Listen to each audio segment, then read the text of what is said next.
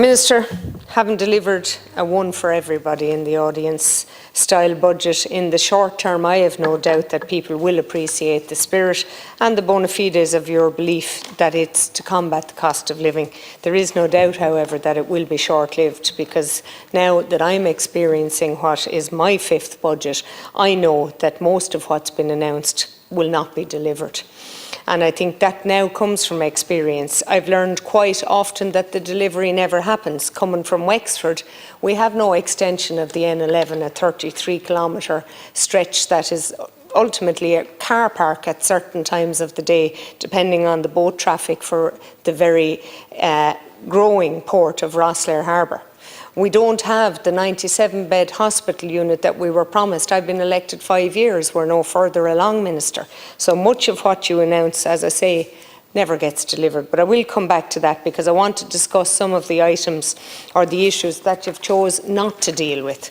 And the sorry fact, I must say, when I was preparing my speech, is that I could actually have read last year's speech and it would still be very relevant, because as a government you've not changed, and you're not going to change, because you don't listen. And we face the same problems year in, year out, because there is no doubt that some will benefit in the short term from the budget, but there's blind men on galloping horses could see that you're just buying votes. And you fail to see the bigger picture. Government should not be flittering away the taxpayers' money. That's not the way responsible government carries on, and yet there's no end to the waste. The bigger picture here is that you got lucky with the receipts for FDI. We're lucky that we're in a surplus scenario, because with the lack of investment in infrastructure, we could well be in a deficit, and that could all change with the election in November in America. So I caution you, Minister, to think about this. We could be, this time next year, in a very serious deficit, because you've not, as a government, chosen to plan the infrastructure of either water or electricity as is required by the FDI tech sector that we now are spending their money for. In effect, you're killing off the goose that lays the golden egg. 38 billion of Amazon investment has gone elsewhere because of our policies, our lack of planning for infrastructure and our planning policy. And that, to me, is a real travesty and puts us in real jeopardy. Government's failure to recognise that the 9% reduction in VAT could actually have been a zero tax implication for this government. And it could have been done very simply by joining the dots. We have a specific issue occurring at Dublin Airport where we have a cap on the figures through to a planning of traffic management that was a regulation that came in 2007, 17 years ago, and we failed to deal with it. We built a second runway to increase our ability to take traffic in Dublin Airport.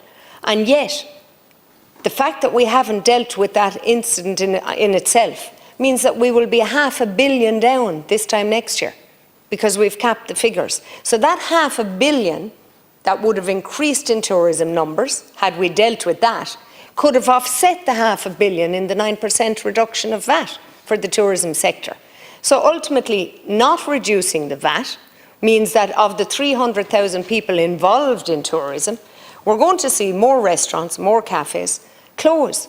And many of them are in rural Ireland, because what we've dealt with in rural Ireland in the hospitality sector for the last number of years, we've lost beds due to the Ukrainian war and to the refugee crisis that we've faced, on top of our housing crisis. We no longer have bed nights in rural areas. So cafes and restaurants that depend on tourism footfall don't have it, and the cost of living in effect means that the locals are not out spending like they used to. So that measure is a missed opportunity. In effect, the tourism sector will suffer to the effect of €1 billion of deficit created by government not being able to join the dots in that itself. I don't know, has anyone ever considered that Michael O'Leary of Ryanair probably did more for this country than many of the foreign direct investment that we have here? And that's not to praise Michael O'Leary. I don't know him, I've never met him. I just know that he opened Ireland up to the world and the world up to Ireland. And I think it's a travesty that we don't listen to people who know what they're talking about. And the fact that the Minister is being a bit of a big girl's blouse about this is not helping. And that the Taoiseach won't take command of the matter isn't helping either.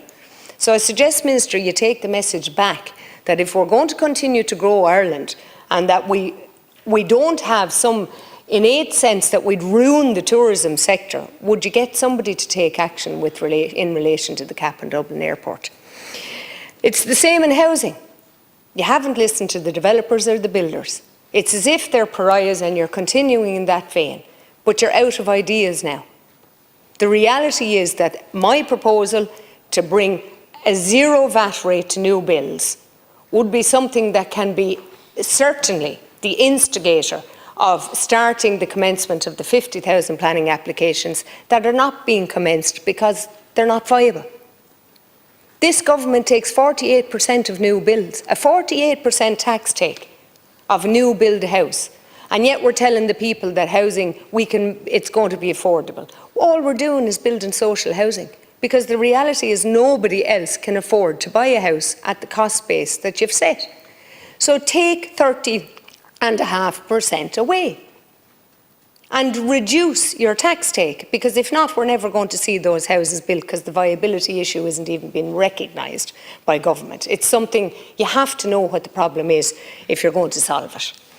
I think I'm out of time, and I don't know that any amount of time of me standing here I could get through the exponential waste that has been overseen by this government, from the Children's Hospital to the modular builds that we saw yesterday. Modular buildings that were double what they were estimated to be. It's a serious issue. The bike shelter, that really isn't a bike shelter.